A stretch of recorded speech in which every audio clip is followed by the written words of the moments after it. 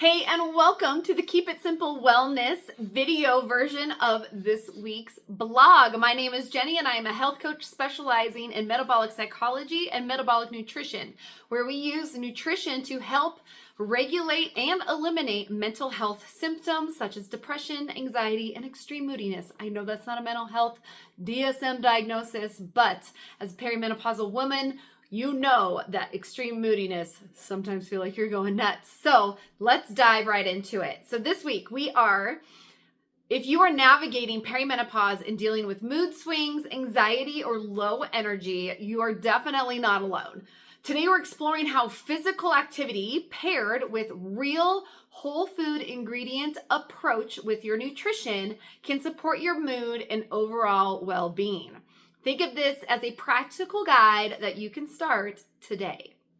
So during menopause, our bodies go through hormonal fluctuations that can affect mood, sleep, and energy.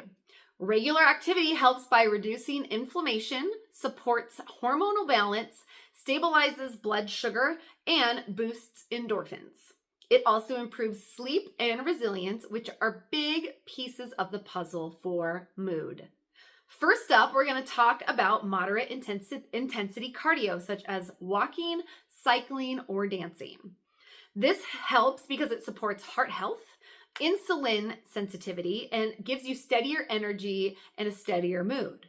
It also releases feel-good endorphins and reduces anxiety. This week, you can start by aiming for 20 to 30 minutes most days of the week. So we're looking at 4 days or more during the week, 20 to 30 minutes each session. Okay. Make it sociable or enjoyable with a friend or your favorite music.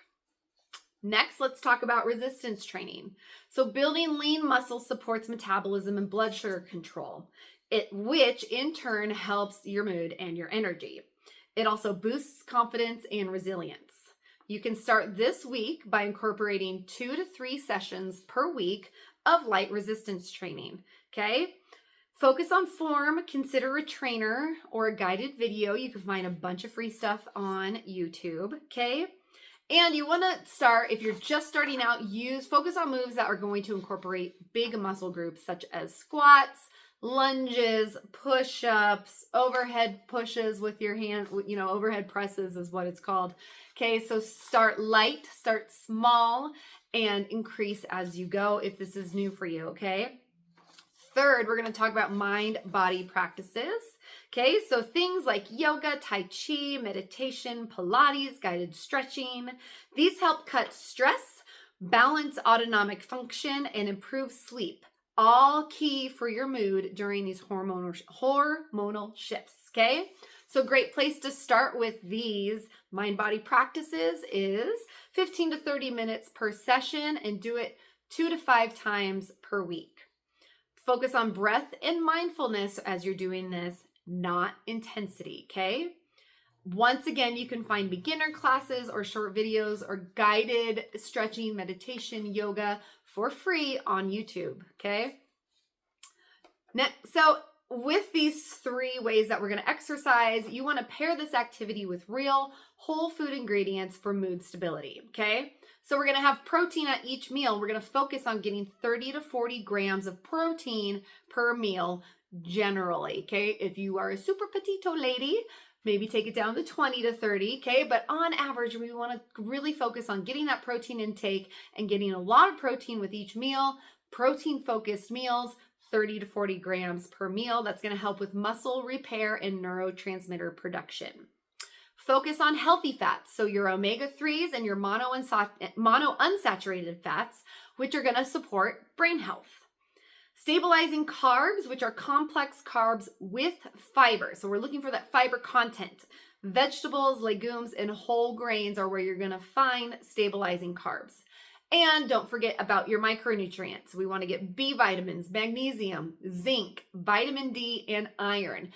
Now, generally, we want to get those micronutrients through our food, through food sources first, and then we want to supplement with supplementation to fill in the gaps. If that's something you need help with, please don't hesitate to reach out. That's something that I help clients with, and that's getting the full macros and micros that you need for your body to function well and properly and the most efficiently, okay? So you can email me at hello@keepitsimplewellness.com if you need some help with supplementation and figuring out those gaps. I would love to help you with that, okay? So let's talk about an easy template that you can try this week to get moving and do those cardio or resistance training or mindfulness movement practices. So on Monday, take a 30-minute walk. Tuesday, 20 minutes of stretching or yoga. Wednesday, 30 minutes of walking. 30 minutes of walking. Thursday, a restorative day, so gentle mobility and really think about that protein-rich meals. Friday, 30 minutes of a full body resistance training. Saturday, another 30-minute walk. Sunday, optional light activity. So stay small, stay consistent, listen to your body, and adjust as needed. So let's dive into some more practical tips that are going to help you be consistent and be successful. Start small and build gradually to avoid overwhelm or injury.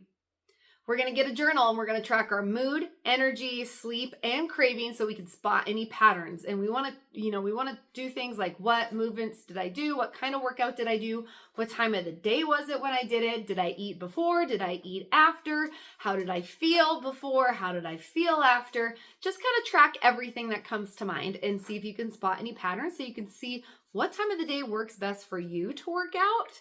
And if eating before is helpful, maybe you need 2 hours before, maybe you just need 20 minutes before, okay? Figure those things out for you. Every body is different. There's no right or wrong way to do it. Pair workouts with meals that stabilize blood sugar. So lots of protein and lots of fiber to help with the recovery and also help with your mood.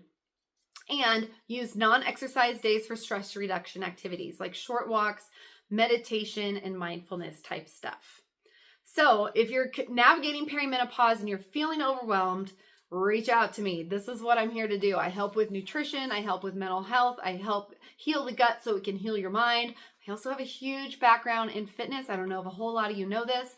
I have had a personal training certification since I was 19 years old, and Lord knows I ain't 19 anymore. So I've had it for a really long time. I have my foot in health and fitness, mind and body. I've had it in there for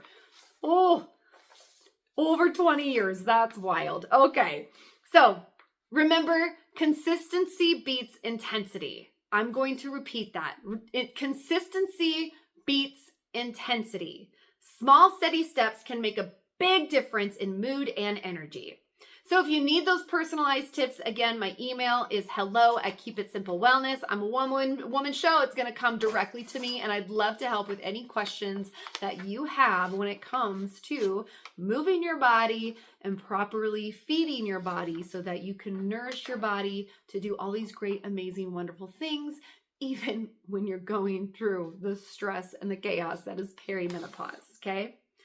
Like, subscribe, and drop a comment with your go-to activity or what you want to try this week. Maybe there's something new that you want to try, and this is going to be the kick in the butt to get you to do it. So I'd love to hear about it. So, all right. Once again, it's Jenny. We're talking about fitness and properly feeding your body this week on this blog, on this video blog. If you have questions, please don't hesitate to reach out. And again, drop a note in the comments saying what you're going to do this week to move your body and nourish your body well. I'll see you next week. Bye.